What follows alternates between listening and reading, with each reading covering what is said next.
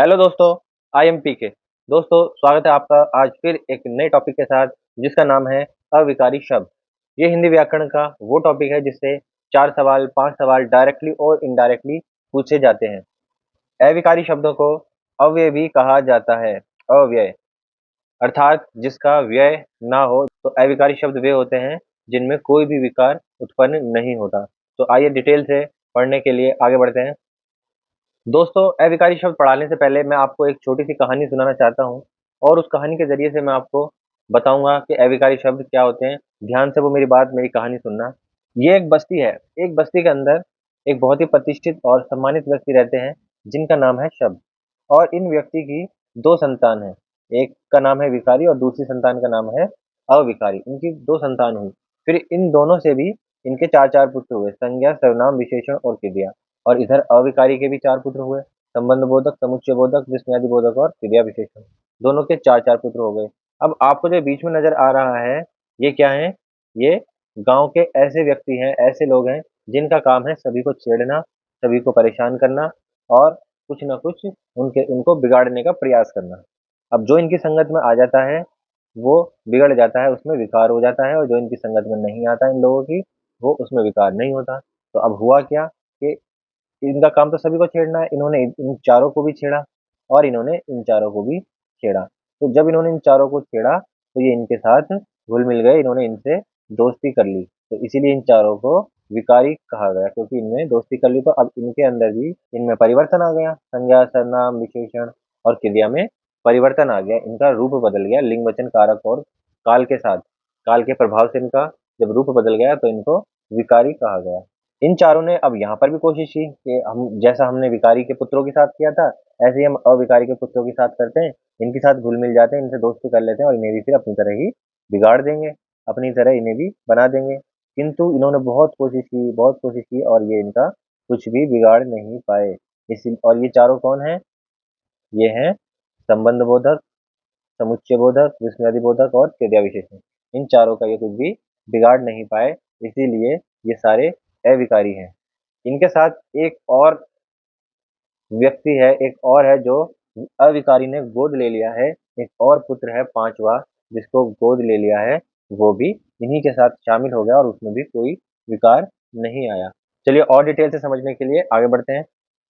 यहाँ पर कुछ वाक्य दिए गए हैं। मैं अभी आपको टेस्ट करके भी दिखाता हूँ, अविकारी शब्दों में परिवर्तन किस प्रकार से नहीं होता। जैसे मैं धीरे चलता हूँ, यह एक वाक्य है, मैं धीरे चलता हूँ। मैंने इसमें लिंग परिवर्तन कर दिया, मैंने यहाँ पर पुल्लिंग कर दिया। लड़का धीरे चलता है, इसके बाद लड़की धीरे चलती है, मैंने यहाँ पर स्त्रीलिंग कर दिया। लड़के धीरे चलते हैं, मैंने इस वाक्य में वचन भी बदल दिया, बहुवचन कर दिया एक वचन का। और लड़के धीरे चले, मैंने यहाँ पर काल भी बदल दिया, वर्तमान काल से भूतकाल में मैंने ये वाक्य लिख दिया। लड़कों को धीरे चलना है, यहाँ पर कारक भी आ गया।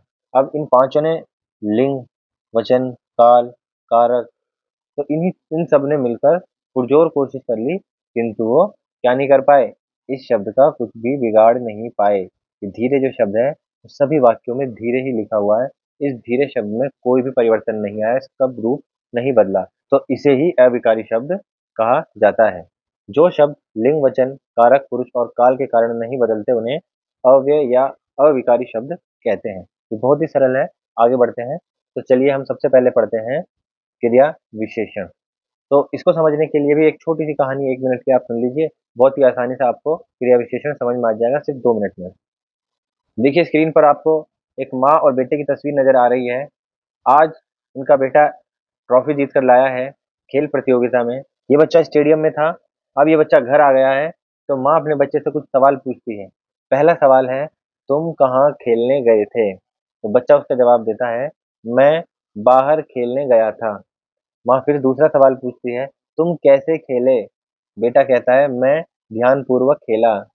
माँ कहती है, तुम कब खेले? बेटा बोला, मैं सुबह खेला। तुम कितना खेले? मैं खूब खेला। तो यहाँ पर आप देख सकते हैं, माँ ने इस बच्चे से 4 सवाल किए और बच्चे ने उन 4 सवालों के जवाब दिए। ये जो पीले रंग से आपको नज़र आ रहे हैं, ये बच्चे ने जवाब दिए हैं और ये क्या बता रहे हैं? ये शब्द बता रहे हैं क्रिया की विशेषता। खेलना, क्रिया क्या है हमारी? हमारी क्रिया है खेलना, तो खेलने की विशेषता ये चारों शब्द बता रहे हैं। और यही हमारी परिभाषा भी है। जो शब्द क्रिया की विशेषता प्रकट करते हैं उन्हें क्रिया विशेषण कहते हैं। जब हम क्रिया से कुछ सवाल पूछते हैं जैसे कहाँ, कैसे, कब, कितना, तो हमें उसके जवाब में जो शब्द मिलता है वो ही क्रिया विशेषण कहलाता है। क्रिया विशेषण की क्या पहचान है, कितने प्रकार के क्रिया विशेषण होते हैं, वो हम आगे वीडियो में पढ़ते हैं। क्रिया विशेषण के भेद। देखिए, क्रिया विशेषण के मुख्य रूप से 4 ही भेद होते हैं। ये जो चारों आपको नजर आ रहे हैं, रीतिवाचक, स्थानवाचक, कालवाचक और परिमाणवाचक, यही मुख्य रूप से 4 भेद होते हैं। रचना के आधार पर 2 होते हैं, किंतु एग्जाम में जो आता है वो इसी में से सवाल आता है, अर्थ के आधार पर क्रिया विशेषण। इनको डिटेल में पढ़ने के लिए आगे बढ़ते हैं। क्रिया विशेषण के 4 भेद होते हैं। कितने भेद होते हैं? 4। रीतिवाचक, स्थानवाचक, कालवाचक, परिमाणवाचक। अब इसको याद करने की एक ट्रिक मैंने आपके लिए बनाई है, इस ट्रिक को आप याद कर लेना। 1 कप कीवी रस, ये आप याद कर लेना, 1 कप कीवी रस। कीवी क्या होता है? कीवी एक फ्रूट होता है, आपने कभी खाया हो तो छोटा सा फ्रूट होता है ये। तो हमें स्वस्थ रहने के लिए रोज 1 कप कीवी का रस पीना चाहिए, और यही हमारी क्रिया विशेषण की ट्रिक है। कीवी से अभिप्राय क्या है? कीवी से अभिप्राय है क्रिया विशेषण। कीवी का अर्थ है क्रिया विशेषण। कप का अगर हम तोड़ लेते हैं तो कप का मतलब कालवाचक, प का अर्थ होगा परिमाणवाचक, और रस का अर्थ हो जाएगा, इसको भी तोड़ लेते हैं, रीतिवाचक, और स का अर्थ हो जाएगा स्थानवाचक।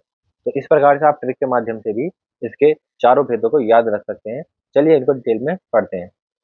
पहला है हमारा रीतिवाचक क्रिया विशेषण। आइए हम पहले कुछ उदाहरण देख लेते हैं। उद्योग एवं कृषि के लिए वन लगातार काटे जा रहे हैं, वह बहुत तेज दौड़ा, पिताजी रात को अक्सर टहलते हैं। ये जो हरे रंग में आपको शब्द नजर आ रहे हैं, ये वाक्य में क्या काम कर रहे हैं? ये क्रिया की विशेषता तो बता ही रहे हैं, लेकिन किस प्रकार की विशेषता बता रहे हैं? ये क्रिया के होने के तरीके, उसके ढंग या उसकी रीति के बारे में हमें बता रहे हैं। इसीलिए इसका नाम रीतिवाचक क्रिया विशेषण पड़ा है, और ये इसकी परिभाषा है। जिन शब्दों से क्रिया के होने की रीति या ढंग का बोध हो, वे रीतिवाचक क्रिया विशेषण होते हैं। अब ये जो शब्द आपको नीचे नजर आ रहे हैं, शायद, कदाचित, अवश्य, बेशक, धीरे, सचमुच, ये सारे के सारे शब्द रीतिवाचक क्रिया विशेषण हैं। अच्छा, क्या कोई ऐसा तरीका भी है जिससे हम रीतिवाचक क्रिया विशेषण की पहचान कर पाएँ? जी, बिल्कुल ऐसा तरीका है। वो तरीका है क्रिया से प्रश्न करना। क्रिया से प्रश्न करेंगे, जब भी हमको क्रिया विशेषण पहचानने होंगे, तो हम क्रिया से प्रश्न पूछेंगे। जैसे अगर हमें रीतिवाचक क्रिया विशेषण की पहचान करनी है, तो हम क्रिया से कैसे प्रश्न लगाकर पूछेंगे। तो जैसे हम इन तीनों में प्रश्न लगा लेते हैं। उद्योग एवं कृषि के लिए वन कैसे काटे जा रहे हैं? वह बहुत तेज दौड़ा, वह कैसे दौड़ा? तो उत्तर मिला तेज दौड़ा। पिताजी रात को अक्सर टहलते हैं, कैसे टहलते हैं? अक्सर टहलते हैं। जवाब मिला, जो जवाब मिलेगा कैसे प्रश्न करने के बाद, वो ही रीतिवाचक क्रिया विशेषण होगा। आगे बढ़ते हैं। स्थानवाचक क्रिया विशेषण, ये हमारा दूसरा है। आइए पहले कुछ उदाहरण पढ़ लेते हैं। बारिश के पानी से चारों ओर गंदगी फैल गई, आप भीतर बैठिए, वहीं बातें होंगी, सभी छात्र पास पास बैठ जाओ। ये जो हरे रंग में आपको शब्द नजर आ रहे हैं प्रत्येक वाक्य में, ये शब्द क्रिया विशेषण तो हैं, लेकिन ये किस प्रकार के हैं? ये क्रिया के होने की जगह, स्थान या उसकी दिशा के बारे में इशारा कर रहे हैं। क्रिया के स्थान का बता रहे हैं, तो इसीलिए इनको स्थानवाचक क्रिया विशेषण कहा जाता है। तो जो इनका काम है वो ही इनका नाम है, जैसा काम वैसा नाम। तो यही याद रखना है, यही ट्रिक है। जिन शब्दों से क्रिया के होने के स्थान या दिशा का बोध हो, वे स्थानवाचक क्रिया विशेषण कहलाते हैं। और ये कौन कौन से शब्द हो सकते हैं? आगे, पीछे, नीचे, यहाँ, वहाँ, ये सारे शब्द क्रिया के होने के स्थान का बोध कराते हैं। अच्छा, इनकी पहचान भी हम करते हैं, जैसे हमने रीतिवाचक में की थी, स्थानवाचक में भी हम क्रिया के साथ कहाँ प्रश्न जोड़ करके, कहाँ लगाकर प्रश्न करेंगे क्रिया से। जैसे बारिश के पानी से चारों ओर गंदगी फैल गई, कहाँ गंदगी फैल गई? चारों ओर। आप भीतर बैठिए, कहाँ बैठिए? भीतर। वहीं बातें होंगी, कहाँ बातें होंगी? वहीं बातें होंगी। तो कहाँ चबलाकर उत्तर मिल रहा है, जो उत्तर मिल रहा है वो स्थानवाचक क्रिया विशेषण ही है। सभी छात्र पास पास बैठ जाओ, कहाँ बैठ जाओ? पास पास। तो इस प्रकार हम स्थानवाचक की भी पहचान कर सकते हैं। आगे बढ़ते हैं। कालवाचक क्रिया विशेषण। हमें प्रतिदिन स्नान करना चाहिए। प्रतिदिन। आगंतुक यानी मेहमान अभी अभी आए हैं। यदि तुम निरंतर प्रयास करोगे तो सफलता अवश्य मिलेगी। यहाँ पर जो तीनों हरे रंग में लिखे शब्द हैं, ये क्या कर रहे हैं, ये क्रिया के समय के बारे में बता रहे हैं, क्रिया कब हुई। तो क्रिया कब हुई, जैसे स्नान करना चाहिए, कब करना चाहिए, इसकी पहचान भी क्या है, कब हम प्रश्न लगाएंगे। हमें प्रतिदिन स्नान करना चाहिए, तो प्रतिदिन हमें इसका उत्तर मिल गया। यही हमारा कालवाचक क्रिया विशेषण है। आगंतुक अभी अभी आए हैं, कब आए, आगंतुक कब आए, अभी अभी आए, यही हमारा कालवाचक क्रिया विशेषण है। यदि तुम प्रयास करोगे तो सफलता अवश्य मिलेगी। कब, निरंतर, कब प्रयास करोगे, निरंतर। तो कब लगाने पर हमें उत्तर प्राप्त हो रहा है, वो ही उत्तर हमारा कालवाचक क्रिया विशेषण है। जिन शब्दों से क्रिया के होने के समय का बोध हो, ये शब्द आप जो लिखे हैं इनको पढ़ ले, देख सकते हैं, यही कालवाचक क्रिया विशेषण है। वाक्य में कब लगाकर प्रश्न करने से उत्तर मिलता है। आगे बढ़ते हैं। चौथा है परिमाणवाचक। वाक्य पढ़ते हैं। मैंने उसे बहुत समझाया किंतु उसने मेरी एक न मानी। पैर उतने फैलाओ जितनी चादर हो। कक्षा में काफी शोर मचा है। तो ये जो तीनों शब्द हैं, चारों शब्द हैं, ये क्या बता रहे हैं, क्रिया कितनी हुई। तो यहाँ पर कौन सा प्रश्न पूछेंगे क्रिया से हम, कितनी या कितना। ये प्रश्न पूछने पर जो जवाब मिलेगा तो वही परिमाणवाचक है। तो प्रश्न लगाते हैं और सवाल करते हैं। मैंने उसे बहुत समझाया, कितना समझाया, बहुत समझाया। पैर उतने फैलाओ, कितने फैलाओ, बहुत फैलाओ। कितनी चादर हो, जितनी चादर हो। तो यहाँ पर कितनी चादर का भी जवाब मिल गया। कक्षा में काफी शोर मचा है, कितना शोर मचा है। तो हमें सभी सवालों के जवाब यहाँ पर मिल रहे हैं। कितना, कितनी, कितने, जो जवाब मिले वो सभी परिमाणवाचक क्रिया विशेषण है। उसकी परिभाषा यही हो जाएगी, जिन शब्दों से क्रिया के परिमाण या मात्रा का बोध हो कि क्रिया कितनी हो रही है। अब जब परिमाण का बोध होगा तो इसी से इसका नाम परिमाणवाचक क्रिया विशेषण होता है। जैसे थोड़ा, कम, न्यून, ये सारे शब्द परिमाणवाचक क्रिया विशेषण है। इसकी पहचान भी क्या है, हम क्रिया से कितना या कितनी लगाकर या कितने लगाकर प्रश्न पूछते हैं तो हमें जवाब मिलेगा, वही परिमाणवाचक क्रिया विशेषण होगा। आगे बढ़ते हैं। देखिए, रचना के आधार पर भी इसके दो प्रकार होते हैं। ये ज़्यादा इंपॉर्टेंट नहीं है क्योंकि एग्जाम में इसमें से नहीं पूछा जाता, किंतु एक आपके जानकारी के लिए मैं बता देता हूँ आपको। मूल क्रिया विशेषण और यौगिक क्रिया विशेषण। जो क्रिया विशेषण दूसरे शब्दों में प्रत्यय लगाए बिना ही अपने मूल रूप में प्रयुक्त होते हैं, जो मूल रूप में प्रयुक्त होते हैं वो मूल क्रिया विशेषण। और जिन क्रिया विशेषणों में प्रत्यय लग जाते हैं, उन क्रिया विशेषण के बाद में जब प्रत्यय लगते हैं, जैसे दिन और भर, दिन भर, क्रमशः, खाना में ते जोड़ दिया, खाते, दौड़ में कर जोड़ दिया, तो इसी प्रकार अभी, अब ही, तो यहाँ पर हमने क्रिया विशेषण में, मूल क्रिया विशेषण में प्रत्यय जोड़ दिए तो वो यौगिक क्रिया विशेषण बन गया। बस आप जानकारी के लिए इसको ध्यान रखना। आगे बढ़ते हैं। देखिए, हमने आपको 4 अविकारी शब्द पढ़ाए थे, उसमें से क्रिया विशेषण हम पढ़ा चुके हैं और दूसरा है हमारा संबंध बोधक अव्यय या क्रिया विशेषण। चलिए, इसको सीखने के लिए हम कुछ पंक्तियाँ पढ़ लेते हैं पहले और बड़ी आसानी से इसको भी सीखते हैं। मेरा विद्यालय मोहल्ले के बीच स्थित है। मेरे विद्यालय के सामने एक पार्क था, उस पार्क के भीतर एक बड़ा बरगद का पेड़ था। पेड़ के नीचे बच्चे खेलते थे, पेड़ के अलावा वहाँ झूले भी थे। छुट्टी के बाद हम पार्क जाते तथा घर जाने से पहले हम उन पर झूला करते। पिताजी कहते, दिन भर खेलना अच्छा नहीं होता। तो यहाँ पर हरे रंग में जो भी आपको शब्द नजर आ रहे हैं, ये सभी शब्द संज्ञा और सर्वनाम शब्दों के बाद आ रहे हैं और बाद आकर ये वाक्य के दूसरे शब्दों से उनका संबंध स्थापित कर रहे हैं। यही इसकी परिभाषा है, जो संज्ञा सर्वनाम शब्दों के बाद प्रयुक्त होकर उनका वाक्य के दूसरे शब्दों से संबंध बताएं। चलिए, इसके भेद के बारे में जानते हैं।